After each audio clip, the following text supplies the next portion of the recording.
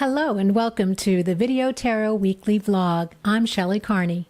And I'm Toby Eunice. Stick with us for a few seconds and we'll give you 5 tips on how to make your business better.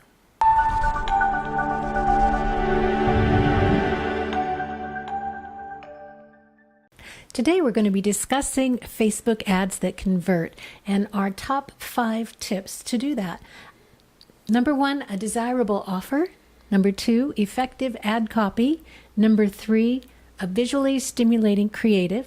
Number 4, ad to landing page match.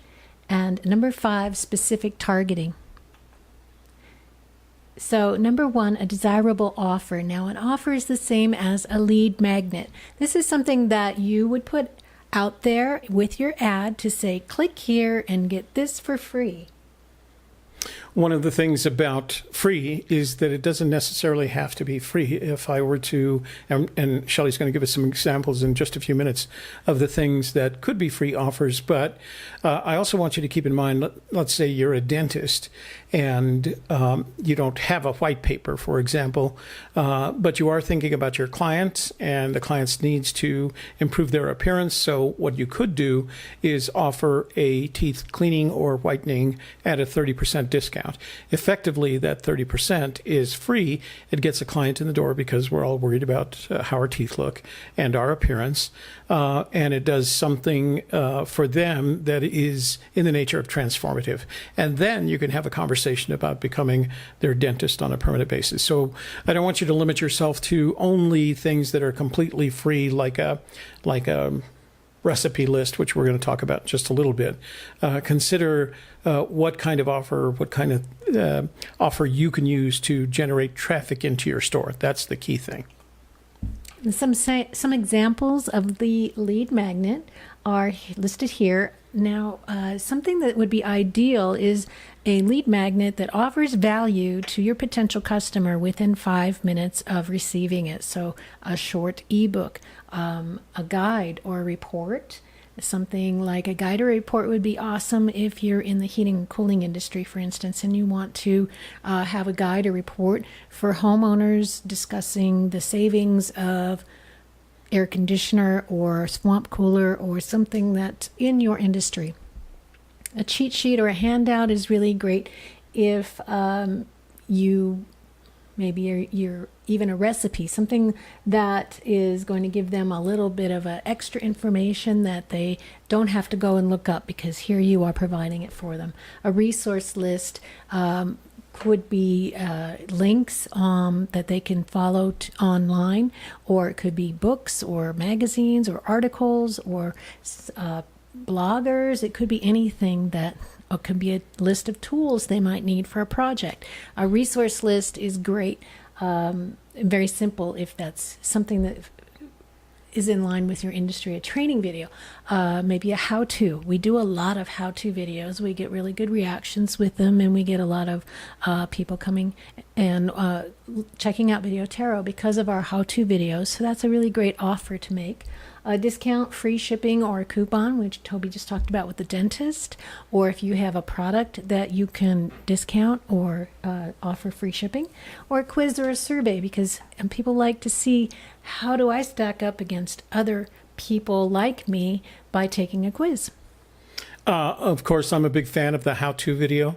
A couple of examples are Sprouts, the organic grocery store, starts with a recipe video, then attached to the recipe video is a downloadable recipe that includes the ingredients, and the ingredients are all store-branded items.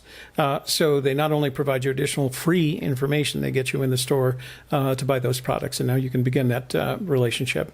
Another good friend of mine is a mechanic, and he does how-to videos on some of the basic simple repairs. And one of the most recent examples was he showed you how to change oil in one of the new diesel vehicles. And And then at the end of the video, he offers to do it. If you're not comfortable with it, he offers to do it at a discount, and he upgrades the level of oil for you. So how-to videos are great, not only for providing additional information and gaining credibility, and sometimes as much as trust with your client. Again, the important thing is to get them into the door. So whether it's a video or some other form of offer, make sure that ultimately the objective is to get them into the door. And we'll talk about the couple of things that are very important when you do that here. So when you're offering a lead magnet, your goal is to gather email addresses. You're putting it out there on Facebook. You're hoping that people will click. They'll go to your landing page, and to get your free offer, they will give you their name and their email address so that you can, once again, market to them, retarget, and continue to have communication with that potential customer. It's really funny because the email offers that I've responded to recently, they don't even ask for your full name. They just ask for your first name so that they can start calling you Toby when they send you an email.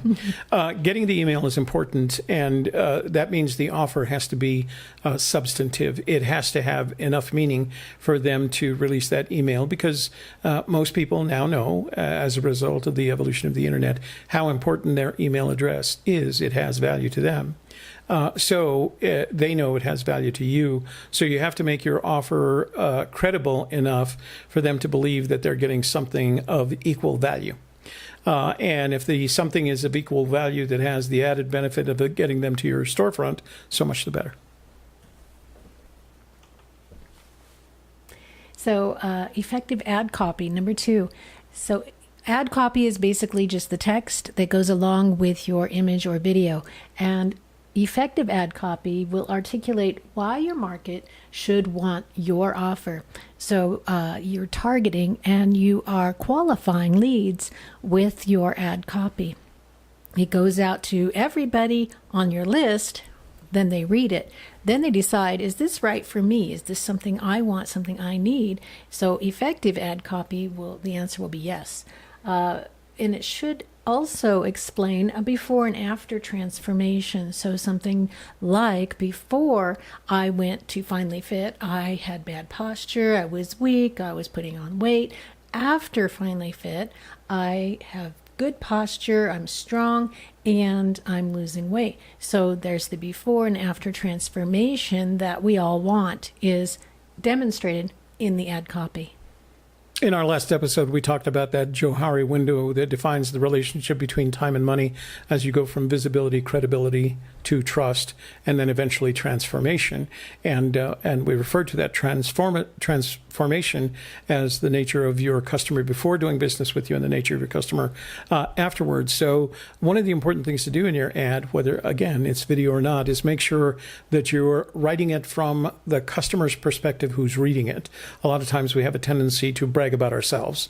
That's not as important as important to the customer as it is to you. So you need to talk about it from the customer's perspective, and you have to create that vision for them of the transformative power of the relationship with you, where they are now, and where, if they do business with you, if they walk in your storefront, digital or otherwise, what they're going to be like after doing business with you. So that transformation is really important, because we refer to it as the transformative power of the sale.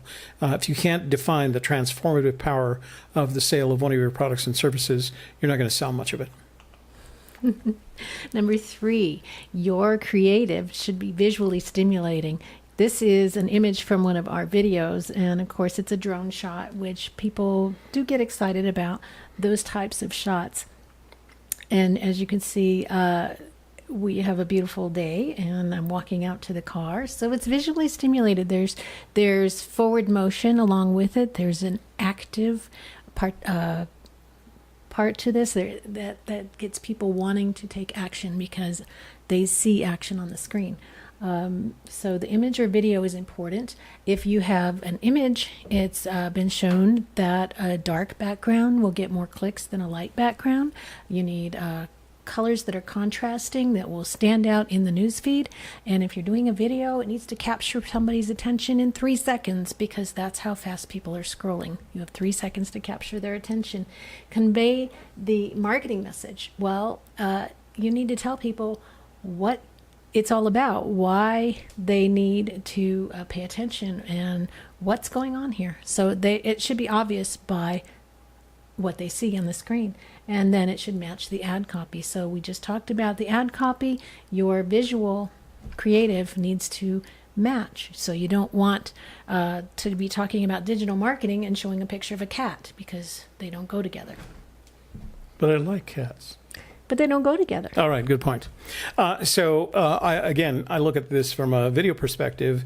You've got, as Shelley said, you've got 3 seconds to get their attention. So that means the first image that you play to them not only has to look good and stimulating and gives them something to respond to, but it has to have the text associated with that.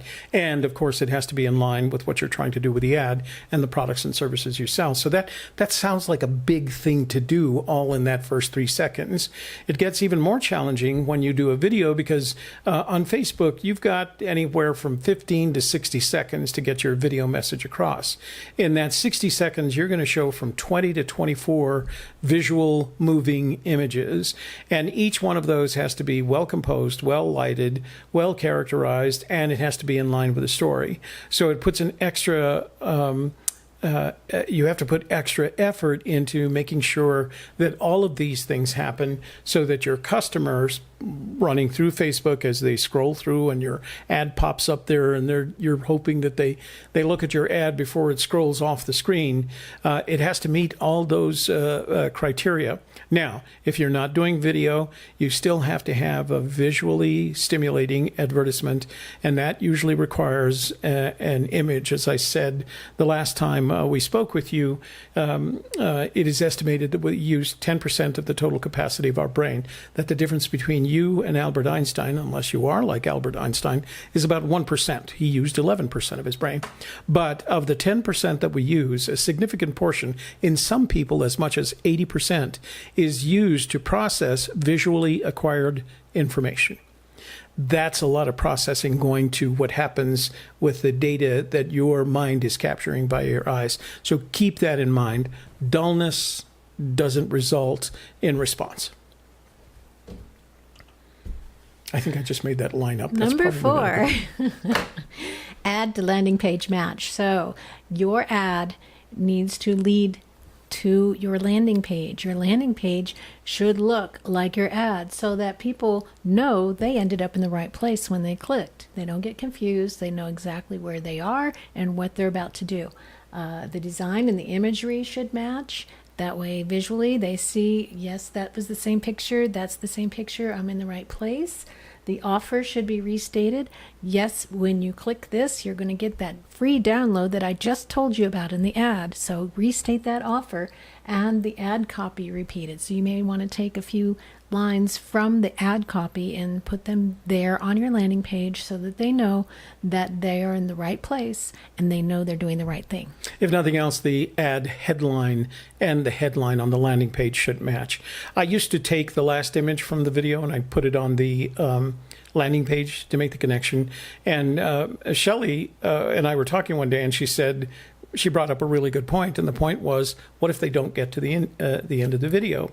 Suppose they click beforehand, before they get to the end. And so I changed so that now we put the first image, that first 3 seconds of your video, that image goes onto the landing page, and then it's also connected to the video if they, for some reason or the other, want to watch the video again. So, but it's important to make sure, as Shelley said, that the ad and the landing page are visually connected. Just to make sure they're in the right place. And I'm sure this has happened to you, because I know it's happened to me. You respond to an ad, you go to the landing page, and you take a few seconds to check and make sure, am I at the right place? This doesn't look the same. Those 2 seconds are long enough for them to make a decision to effectively opt out. You never had a chance. Okay, specific targeting. So Facebook offers very specific targeting, but it's up to you to do your research. So you need to know through research, who is your target customer? What things do they like? Where do they hang out? Where do they live? what do they look at online, and who are they interested in? So perhaps you're selling, say, fishing equipment. You want to know who the top 10 fishermen are in the nation because your customer probably knows that. So they're probably interested in those fishermen. So you need to research what your customer is interested in so that you can create very specific targeting when you go to your audience insights on Facebook. You can fill that in correctly so that you get avid buyers who see your ad and are immediately interested because it is something that interests them. That forum that Shelley mentioned, she introduced me to it. I had done this for so long that I assumed that I knew everything about my market. And what Shelley encouraged me to do is add some rigor to the process by going to the Audience Insights forum. And it gives you, it takes 5 minutes to fill out in a good, you can spend more time with it if you want, but it gives you the opportunity to think about who you actually want to sell to and what characteristics of those demographics are important to you, but more importantly, how you're going to be important to your client, because that's how they're going to find you on Facebook. The other thing is we should mention that Facebook provides you a solid suite of analytical tools, post-advertising analytical tools to help you determine how your ad did and in a variety of different ways. So make sure you learn how to use those tools because they're an important feature of Facebook and really good for the small business person. So that's it for Facebook ads and how to create them effectively. And we would like to show you our Videotero page and hope that you go there and like it because we often have great information on there. We post a lot of great pictures and a weekly vlog from Videotero. So please go like this page and you get those frequent updates. You will, of course, get access to these free videos that we produce, but if you're interested in hearing more about how we work with our clients, let us know. We'll come into your office and we'll do a 1.5 to 2 hour presentation on the way that we believe digital marketing works in the age of socialization and mobilization. And it's a great presentation. There's no requirement. You don't have to pay us and you don't have to do business with us. We just like doing the presentation, honestly. So give us a call or just like us on Facebook. And thank you so much for watching today. For Videotero's weekly vlog, I'm Shelley Carney. And I'm Toby Eunice. Thanks for watching. We look forward to seeing you again next week. Bye-bye.